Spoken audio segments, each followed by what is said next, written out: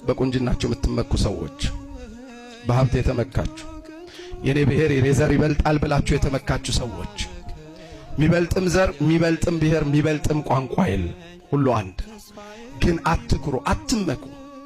እንደው ጥቂት አማረብኝ ብላችሁ በ70 ብር የዱባይ ዶላራንትና በ50 ብር የቻይና ጫማ ላይ ተሰክታችሁ ምትኮሩ፣ እንደው ስፖርት ስትሰሩ ትንሽ ጡንቻ ያበጠ ምትሉ ወንዶች፣ እንደው ትንሽ ጸጉራችሁ ተተኩሶ ያ ድርቅ ብሎ ያለቀ መጥረጊያ የሚመስል ጸጉራችሁ ተተኩሶ ጥቂት ሲያምርባችሁ ምትኩራሩ ሴቶች፣ የእውነቴን ነው የምላችሁ፣ አትኩሩ። የለበስነው አፈር ነው፣ ይሸጣል። ሰው በዚህ አይኮራም። ይኸውላችሁ ልጄ